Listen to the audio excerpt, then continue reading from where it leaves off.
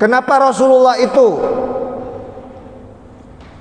memberikan perintah agar kita membiarkan saudara-saudara kita berada pada sikap malu ini? Ini penting disampaikan, ya, mengingat kita ini sekarang hidup di zaman modern, ya, di mana sulit membedakan, ya, mana perbuatan-perbuatan yang baik, mana perbuatan-perbuatan yang buruk. Bahkan ada yang samar-samar. Bahkan tidak jarang, ya, kita menyaksikan manusia-manusia modern sekarang ini sudah kehilangan rasa malu, sehingga dia bebas berbuat apa saja, ya. Karena sudah dianggap lumrah, dianggap biasa, walaupun itu sebenarnya awalnya perbuatan buruk, jelek, ya, tapi karena sudah dianggap biasa, ya dikerjakan saja.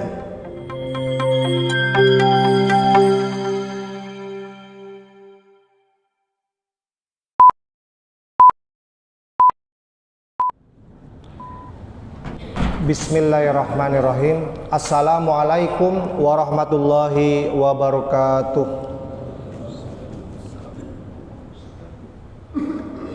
Alhamdulillah, alhamdulillahilladzi hadana li hadzal din wa ma kunna linahtadiya laula an hadanallah.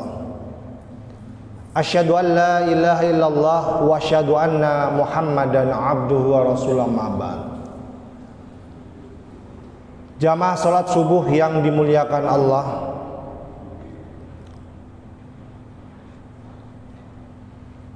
di pagi hari ini kita kembali sangat bahagia dan sangat bersyukur masih diberikan kesempatan oleh Allah Subhanahu wa taala untuk istiqomah menjalankan ibadah salat subuh secara berjamaah. Sebagaimana pada kajian kita sebelumnya, semua kita insya Allah berkomitmen untuk mengawali kehidupan kita setiap hari dengan amalan-amalan terbaik, dan salah satunya adalah sholat subuh secara berjamaah. Oleh karena itu, berbahagialah kita semua yang istiqomah, yang konsisten dengan amalan ini. Sebagaimana sudah disampaikan, kita akan mendapatkan banyak keutamaan-keutamaan kalau kita istiqomah memulai kehidupan kita dengan sujud, ruku di hadapan Allah Subhanahu wa taala. Jamaah salat subuh yang dimuliakan Allah, agar hari-hari kita selalu diliputi dengan kebaikan-kebaikan, ya. Di samping kita memulainya dengan ahsanu amala, dengan amalan-amalan terbaik seperti yang kita lakukan pada setiap hari, termasuk pagi hari ini, ya. Pada pertemuan yang lalu kita juga sudah menjelaskan bagaimana usaha kita untuk selalu berada dalam kebaikan-kebaikan. Sekedar mengingatkan saja, pada pertemuan yang lalu kita sudah membahas tuntas agar kita selalu bersama dengan orang-orang yang baik, bermajlis bersama mereka, bersahabat bersama mereka, dan berkasih sayang bersama mereka. Harapannya apa? Agar kita selalu berada dalam kebaikan-kebaikan. Hari-hari kita akan selalu menghasilkan banyak amal soleh, amal ibadah. Pada pagi hari ini kita akan melanjutkan kajian kita. Kita masih dibantu kitab Nuzhatul Muttaqin, Syarhu Riyadhis Shalihin. Pada pagi hari ini kita akan membahas salah satu sifat Rasulullah yang tidak banyak diperbincangkan, yang tidak banyak disampaikan, tetapi sifat ini memiliki pengaruh yang sangat besar kepada setiap manusia, setiap kita yang beriman agar tetap terjaga dalam kebaikan-kebaikan. Sifat apa itu? Sifat yang dimaksud itu adalah al-haya, rasa malu. Mungkin sebagian kita jarang mengikuti kajian-kajian yang secara khusus membahas salah satu sifat Rasulullah yang satu ini. Selama ini kita memahami sifat Rasulullah itu yang seperti biasa, siddiq, fatona, jujur, amanah, dan sebagainya. Pada pagi hari ini, marilah kita kaji sifat Rasulullah yang jarang diperbincangkan ini. Tapi kalau kita menggunakan satu sifat ini saja, saya yakin kita akan terhindar dari amal keburukan. Sebaliknya, kita akan tetap terjaga untuk berada di lingkungan amal-amal kebaikan.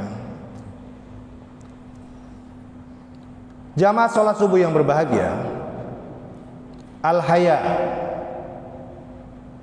sifat malu, wa fadluhu, dan keutamaannya, wal hathu ala tahalluqi bihi, dan anjuran ala tahalluq bihi, agar kita menggunakannya sebagai akhlak dalam kehidupan kita sehari-hari. Hadis pertama diriwayatkan oleh Ibnu Umar radhiyallahu anhuma, anna Rasulullah, bahwasanya Rasulullah marra ala rajulin minal ansar, bahwasanya Rasulullah marra, sedang melewati, ala rajulin minal ansar, seorang sahabat dari kalangan Ansar. Wa huwa ya'idu akhan fil haya. Sahabat Ansor ini ya'idu, sedang memberikan nasihat akhahu, saudaranya, fil haya, dalam sifat malu ini. Faqala Rasulullah, menyaksikan apa yang dilakukan sahabat Ansor ini yang sedang berbincang-bincang dan memberikan nasihat tentang rasa malu kepada saudaranya. Faqala Rasulullah berkomentar, da'hu, biarkan dia berada dalam rasa malu itu. Kenapa? Fa innal haya'a minal iman, karena sesungguhnya rasa malu itu bagian dari iman.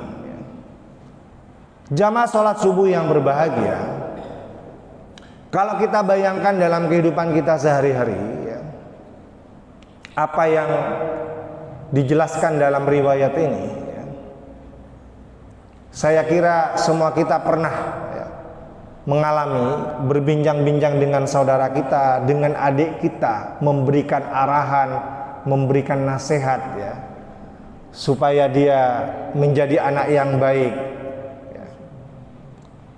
Kita bayangkan apa yang diceritakan dalam riwayat ini juga terjadi dalam kehidupan kita. Pada saat kita memberikan nasihat-nasihat arahan kepada saudara kita, maka jangan lupa seperti yang dicontohkan oleh sahabat Ansor ini, jangan lupa mengingatkannya agar selalu bersikap malu, menggunakannya sebagai alarm ketika dia dihadapkan dengan cobaan-cobaan yang mungkin itu buruk untuk dikerjakan. Maka ada baiknya disisipkan nasihat itu dengan sifat malu ini. Jamaah yang berbahagia, mungkin kita bertanya-tanya, apa sih rasa malu yang dimaksud? Rasa malu yang seperti apa yang harus kita tanamkan, harus kita budayakan supaya kita itu terhindar dari perbuatan-perbuatan yang buruk. Disebutkan dalam kitab ini, yang dimaksud al-haya, yang dimaksud malu itu adalah sifatun taqumu fin nafsi, sifat yang tertanam dalam setiap jiwa, fatamnauha, yang menjadikannya terhindar, min fi'lin ma yastakbih, dari perbuatan yang buruk. Jadi yang dimaksud dengan sifat malu di sini, jangan sampai salah memahaminya, ya, disebutkan dalam kitab ini adalah sifatun taqumu alan nafsi, ya. Setiap sifat yang tertanam di dalam jiwa kita, fatamnauha, yang dengan sifat itu, ya, bisa menjadikan kita terhindar, ya, mim fi'lin ma yastakbih, dari perbuatan yang buruk, yang jelek. Itu malu yang harus kita jaga, harus kita rawat, harus kita kembangkan. Jamaah yang berbahagia, kenapa Rasulullah itu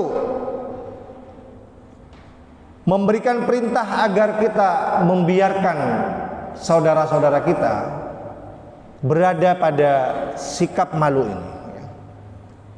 Ini penting disampaikan, ya, mengingat kita ini sekarang hidup di zaman modern, ya, di mana sulit membedakan, ya, mana perbuatan-perbuatan yang baik, mana perbuatan-perbuatan yang buruk, bahkan ada yang samar-samar.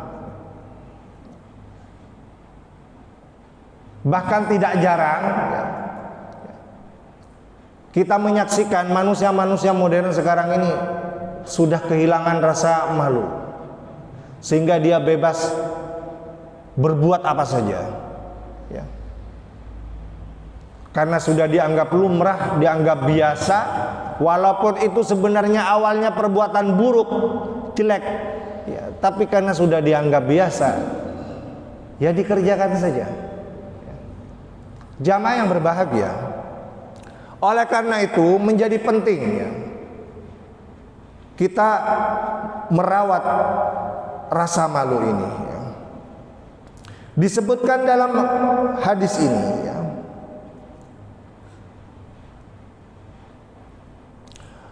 bahwa sifat malu ini, ya, adalah fitrah. Al-haya'u fitratun. Jadi rasa malu ini sebenarnya adalah fitrah. Setiap manusia itu pasti memiliki rasa malu.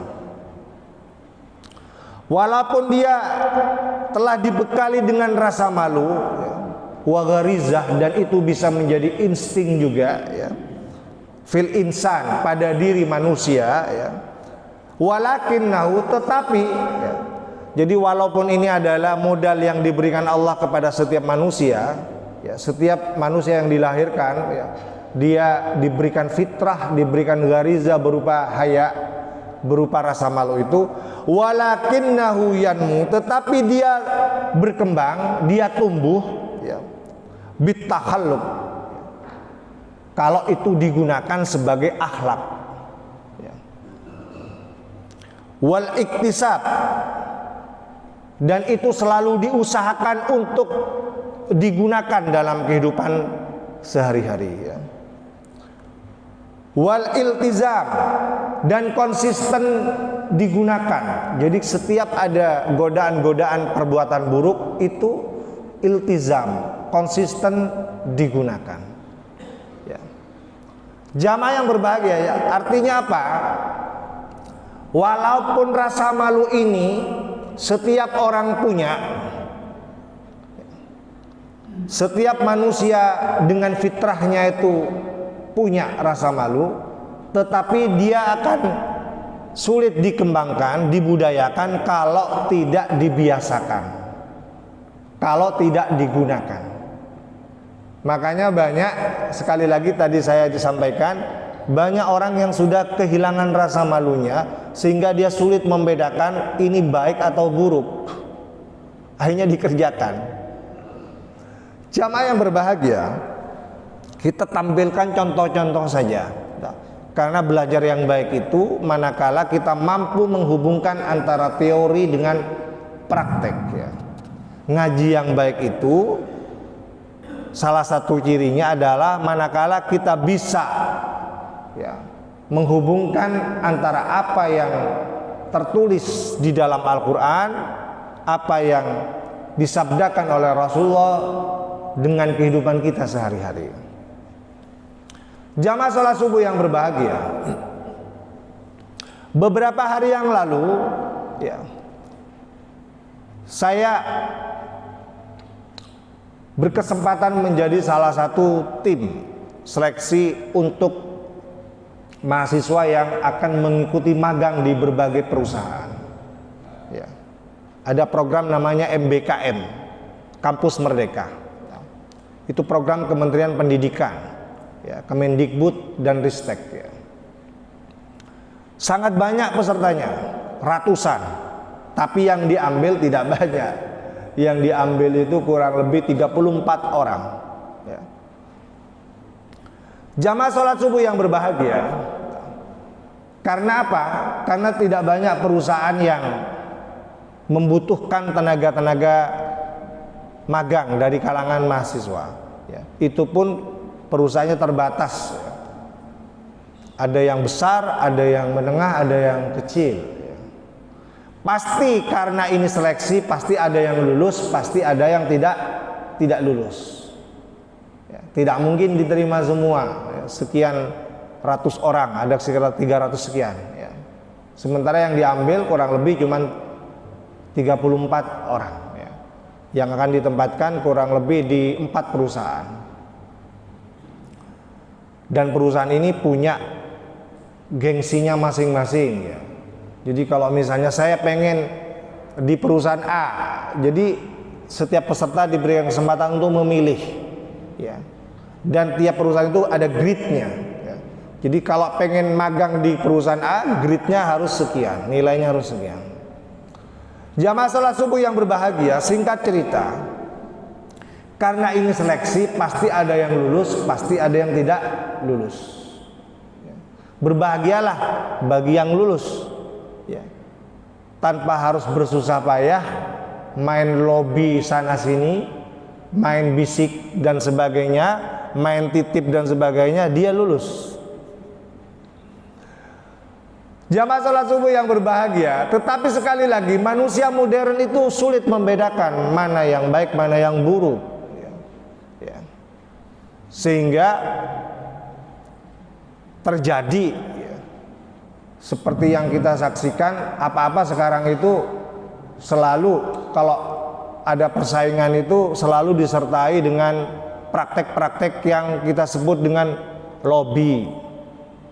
Ya. Kemudian suap, sogok dan sebagainya. Ya. Jamaah yang berbahagia, mahasiswa ini ya, bilang, Pak, sebenarnya kemarin saya pengen silaturahim ke rumah sampean. Ya. Padahal bukan hanya saya tim seleksinya, banyak. Yang namanya silaturahmi pasti baik, iya kan? Kita tidak mungkin menolak orang untuk bersilaturahmi. Tapi kalau tujuannya untuk merubah hukum, ya, yang awalnya tidak berhak, kemudian dia minta supaya dapat haknya untuk lulus, itu menjadi tidak baik. Ya. Pada saat itulah kita harus mengingatkan anak ini, mestinya Anda punya rasa malu untuk tidak melaksanakan praktek-praktek itu. Jadi walaupun bahasanya itu silaturahim, tapi kalau isinya lobby-lobby, kalau isinya kemudian mohon-mohon ya, diluluskan di perusahaan A, B dan C, saya kira itu adalah sesuatu yang tidak baik. Ya. Tetapi ya, di masa modern ini hal-hal yang begitu tuh dianggap lumrah, dianggap sesuatu yang biasa. Ya. Makanya tadi saya bilang menjadi sulit kita bedain mana ini baik menjadi buruk, apalagi dibungkus dengan bahasa-bahasa silaturahim. Jamaah yang berbahagia, ya, mengikuti contoh Rasulullah, saya akan katakan, saya akan katakan, mestinya kamu membiarkan dirimu dalam sifatnya yang malu itu. Kamu mestinya malu. Ya. Datang ke sini niatnya silaturahmi, tapi kemudian minta ini dan itu bukan hakmu karena kamu tidak lulus. Ya. Jamaah yang berbahagia, ini sesuatu yang sering terjadi di lingkungan kita. Ya. Kadang-kadang secara tidak sadar kita ngajarin anak-anak kita, ya, untuk mendapatkan sesuatu yang bukan haknya. Ya. Kadang-kadang ada ungkapan seperti wah gampang, maini karo mana bila beres gitu. Ya kan, sering ada yang begitu. Ya. Gampang diajak makan bareng, ngopi bareng di kafe saja sudah beres. Ya. Kita akan memulai membina anak-anak kita itu dari sesuatu yang kecil, ya. Karena ini juga berakibat besar. Kalau dia nanti jadi pejabat, ya, kemudian dia tidak terbiasa menggunakan rasa malunya, ya, kita khawatir, ya, dia akan mengikuti kebiasaan-kebiasaan yang buruk. Beberapa hari yang lalu saya juga ditanya pendapat tentang keinginan teman-teman dari kepala desa yang rame-rame ribuan unjuk rasa ke Jakarta untuk menuntut masa jabatan 9 tahun. Yang awalnya 6 tahun, mereka minta supaya diperpanjang menjadi 9 tahun. Padahal ya, ketentuannya sangat jelas. Kalau kita baca di pasal 39 Undang-Undang Nomor 6 tahun 2014 itu jelas, ya, masa jabatan kepala desa itu cukup 6 tahun. Itu sudah sangat lama. Presiden aja 5 tahun.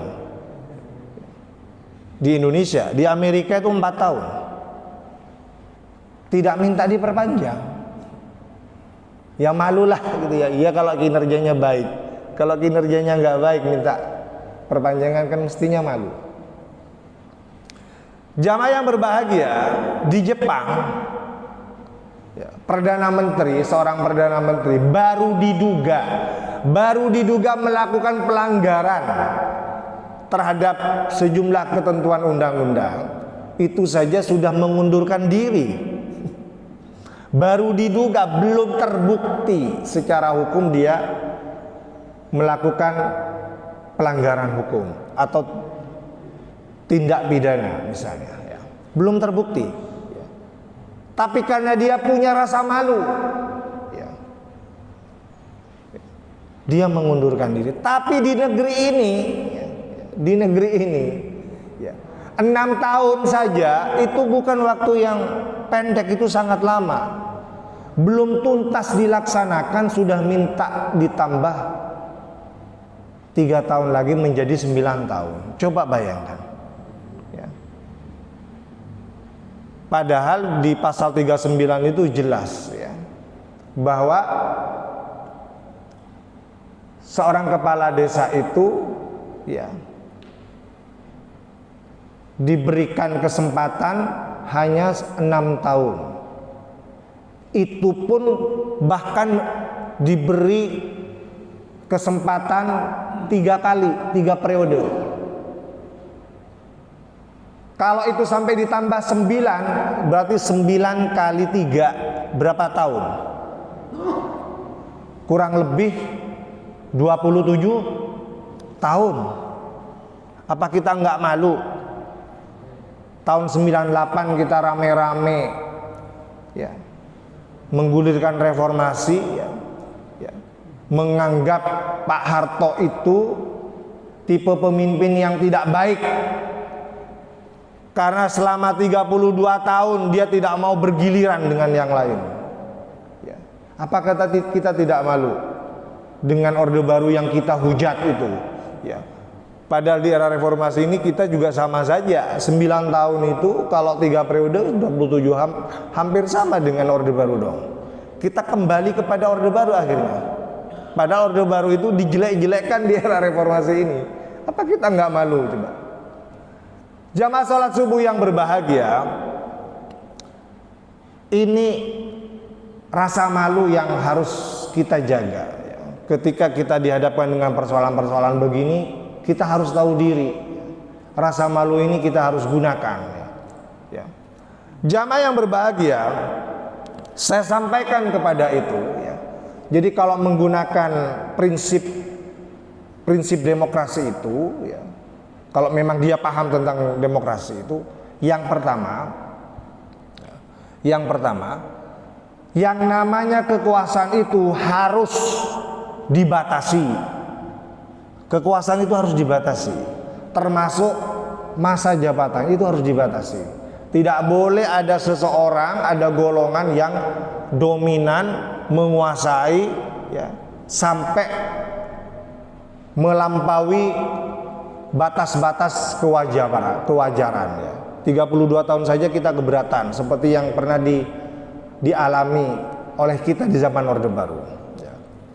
Kemudian yang kedua, prinsip demokrasi itu meniscayakan adanya pergiliran kepemimpinan. Tidak boleh, ya, membangun oligarki, membangun dinasti untuk anak cucunya untuk terus memimpin. Tidak boleh. Kalau dia paham demokrasi, itu monarki itu, ya. Karena kita selalu teriak-teriak demokrasi, pahami itu, ya. Itu monarki. Kalau dia membangun dinasti, ya, untuk anak cucunya supaya tetap memegang kekuasaan, ya, melebihi 27 tahun misalnya. Jamaah yang berbahagia. Kemudian yang kedua, kalau kita ini paham prinsip good governance, pemerintahan yang baik itu, nggak boleh kita itu nyegat di tengah jalan. Ini 6 tahun belum diselesaikan, sudah minta 9 tahun loh, coba. Ya.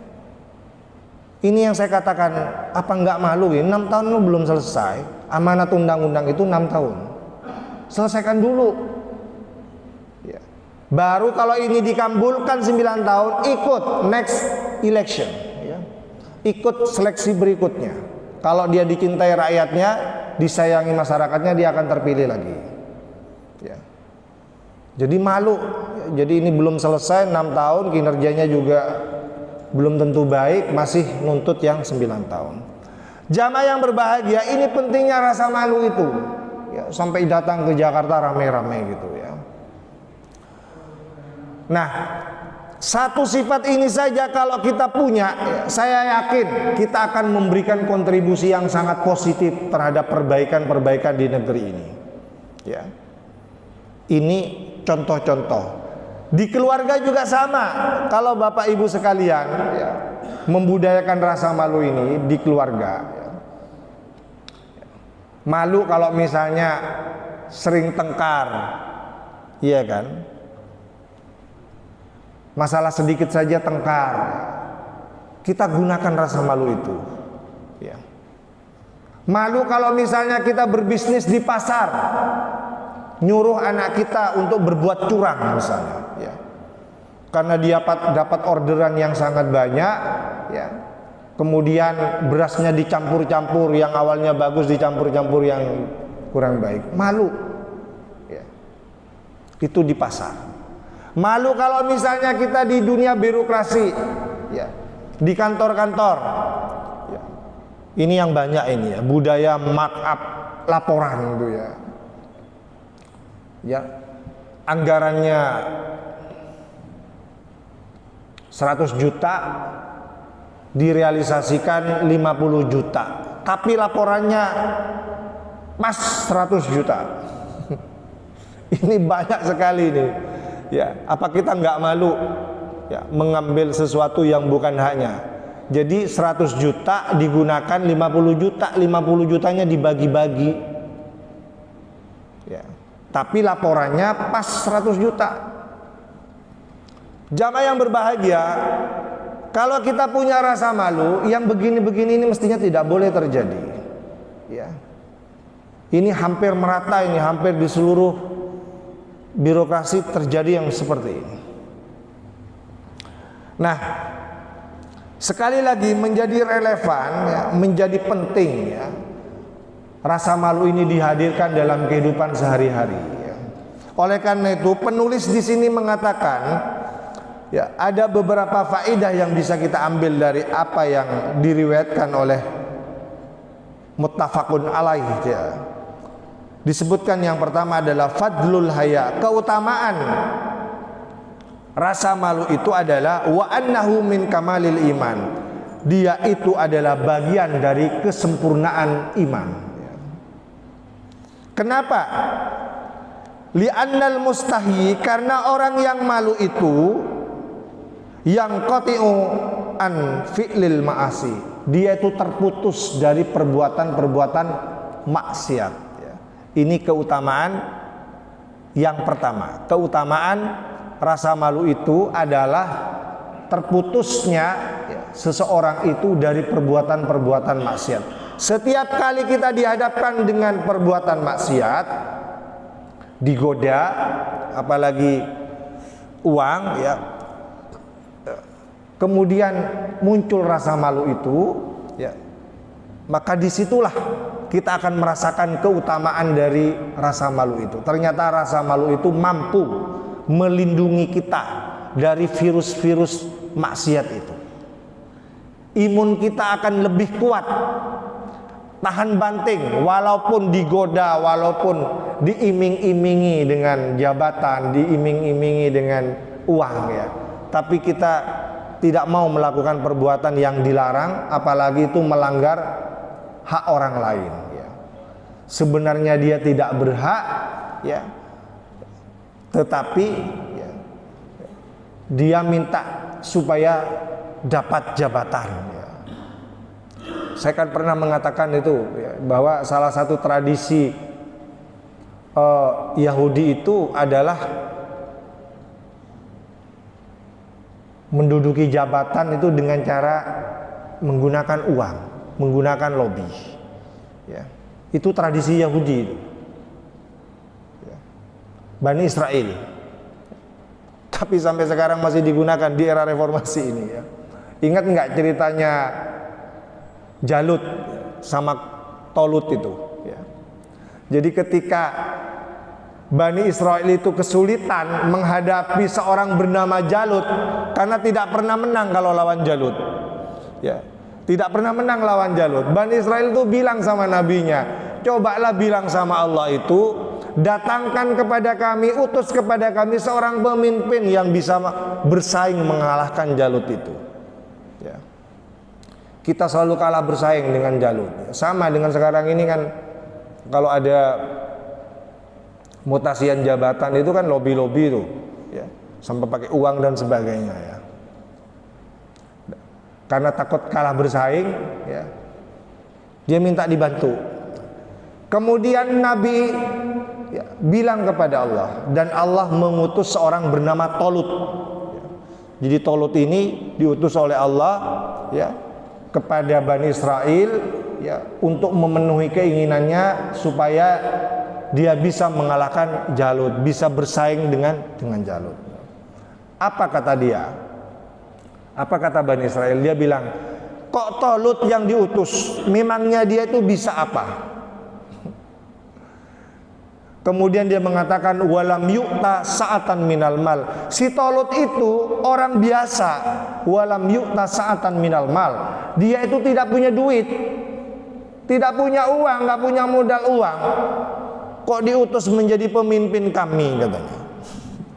Bilang seperti itu. Jadi mereka itu terbiasa menggunakan uang untuk menduduki jabatan. Kami ini lebih berhak daripada Tolut. Tolut tuh nggak punya duit kok. Kok dia disuruh jadi pemimpin, katanya. Ya. Walam yu'ta sa'atan minal mal, dia nggak punya duit. Ya. Dan kami ini yang lebih berhak daripada dia. Jamaah yang berbahagia. Nah, kalau ini terjadi di negeri ini, mestinya kita malu, ya. Karena kita tidak siap bersaing dengan yang lain, ya. Kemudian menggunakan cara-cara buruk, ya. Cara-cara yang tidak benar, ya. Dengan cara sogok, lobby dan sebagainya. Jamaah yang berbahagia, ini keutamaan yang bisa kita peroleh kalau kita bisa menggunakan rasa malu itu dalam kehidupan sehari-hari, maka kita akan terhindar dari berbagai perbuatan-perbuatan maksiat dan godaan-godaan perbuatan buruk lainnya. Kemudian berikutnya, yang terakhir, mungkin ada beberapa tapi kita ambilkan saja yang mewakili, ya. Yang terakhir,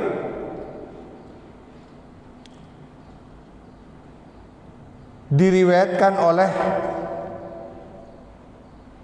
Imran bin Husain radhiyallahu anhu maqala, ia berkata, qala Rasulullah bersabda, al-haya'u, rasa malu itu khairun, baik, kulluhu, semuanya, ya. Jadi rasa malu itu semuanya baik. Jangan ragu untuk menggunakan rasa malu itu, ya. Apalagi kita hidup di zaman modern yang saya tadi bilang sulit membedakan ini baik ini buruk, ya. Kemarin saja saya tanya, ya, ada beberapa pertanyaan yang mungkin dijawabnya bingung, ya. Misalnya, kalau misalnya seorang suami membantu istrinya memasak pada saat dia libur, hari Minggu sekarang kan libur, ya, sekali-kalilah misalnya bantu istrinya memasak di dapur, nyuci di kamar mandi gitu, ya, itu baik atau buruk?